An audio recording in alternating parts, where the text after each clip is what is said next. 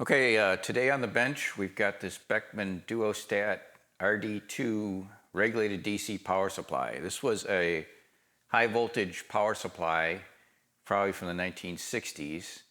It has different ranges here, 0 to 150 volts on the meter. It actually goes 0 to 300 volts constant voltage, 300 to 500 volts constant voltage, 2 to 30 milliamps constant current, or 30 to 50 milliamps constant current. So you've got some interesting selections here. This unit is not functional currently. The fuse is missing from the back, which may be a clue that there's something wrong. And the other thing that is wrong with it right now is this knob is non-functional, won't turn at all. So let's open it up here and see what we see inside. Obviously, I'm not going to plug it in with these kind of things wrong with it.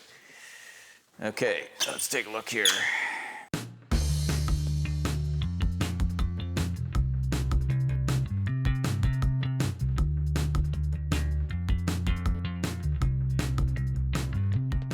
Okay, and yes indeed, there is the tube type power supply.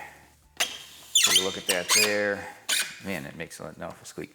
You can see this, their spare fuse that used to be here is missing, and the actual fuse is missing, and the fuse holder, the outside part of the fuse holder is also gone.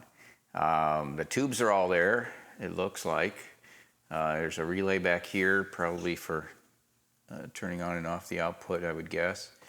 So now if we look at this switch that's not working in here, and let me get some better light on it over here.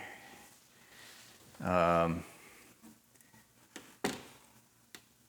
it's definitely stuck. I probably will have to take that out and take a look at why it's not turning.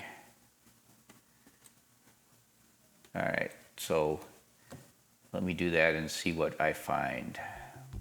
Okay, so I've got this knob out here, or this assembly here for this rotary switch, and it is well and truly jammed.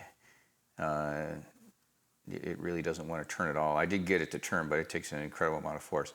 So I'm going to try and take this switch actually apart and see if I can figure out why it's so jammed up. The contacts don't look great, but I don't think that's what's holding it from turning.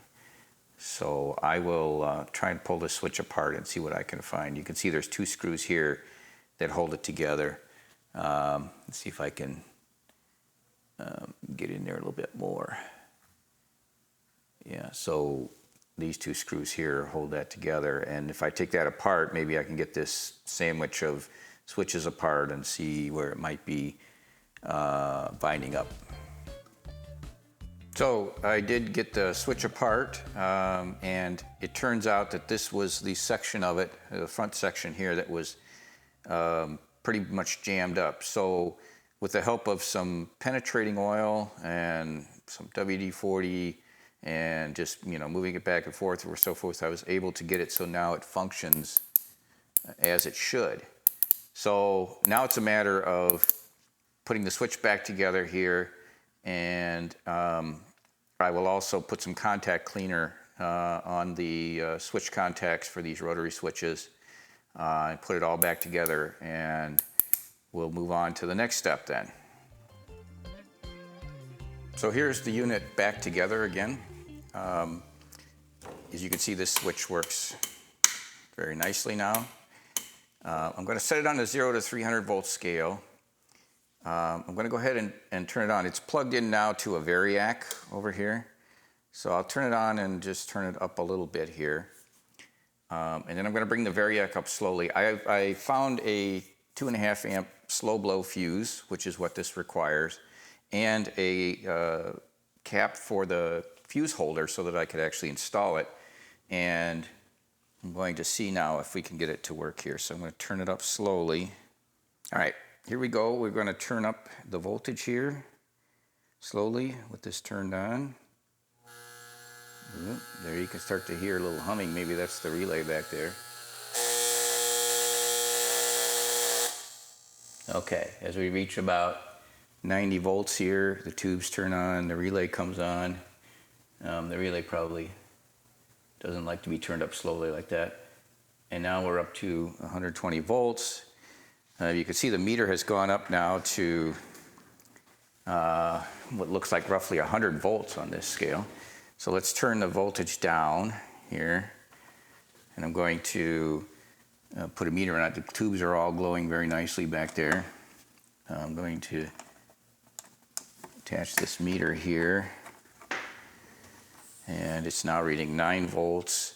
And you can see I'm on the 0 to 500 volt scale on the meter and 0 to 300 volt scale on the voltage. And it's turning up very nicely, 180, 220. As I turn it up, it's above 300 now. It goes up to about 355 volts on the 300 volt scale. So let's turn this back down.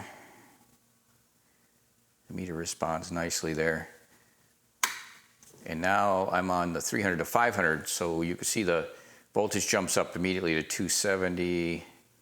And as I continue to turn it up here, we can actually get it above 500. So it goes all the way up to about 618 there, but we turn it back down because it's going off the top of the meter there. So as a voltage source, this seems to work quite well. Go back to the 0 to 300 volt scale. I can put the meter on the 0 to 150 scale.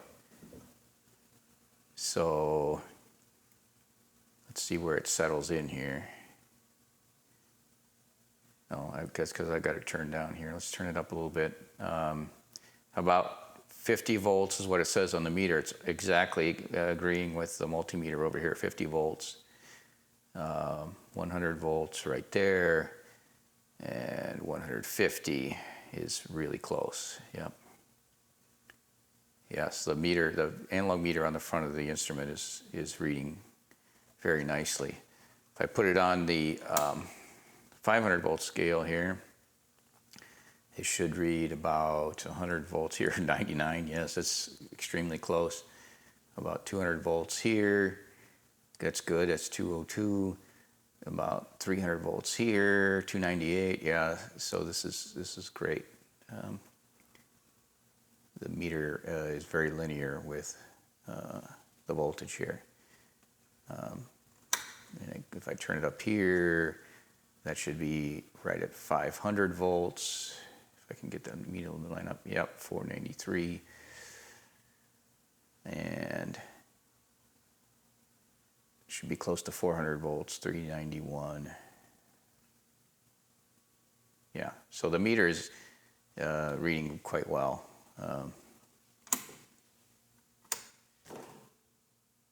Okay, so let's maybe try some current measurements here. I'm going to turn this completely off here, 0 to 300. So I'm reading 0 volts here, so I'm making sure before I touch that thing that it's down to 0. So what I have here is a 100 ohm resistor. It's a small value so that you don't generate too much wattage here, because it's, if I put too high of a resistor value and it tries to do a constant current, I'm going to generate a lot of watts of output. So, so I'm going to put it on the let's start with a 0 to 15 milliamp scale. I'm going to go back and measure here the voltage. And from the voltage we can infer the current, of course. And we'll turn this back on, let it warm up a little bit.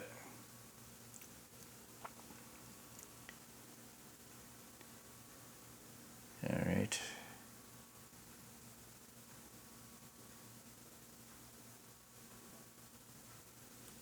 Oh, I actually should change this. So let's go to 2 to 30 milliamps. All right, so that voltage is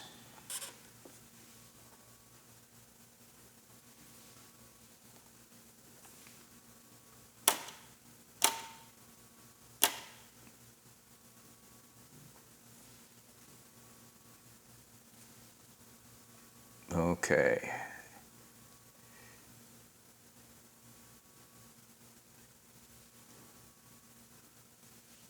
And so that should be 40 milliamps.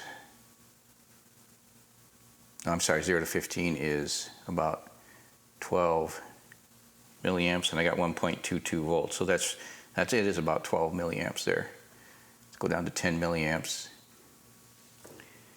Yeah, 0.989, so that's, essentially 10 milliamps. So the constant current seems to be working as well. So now if I move this scale to 0 to 50 milliamps, and now I can go up to 30 milliamps here, I should read about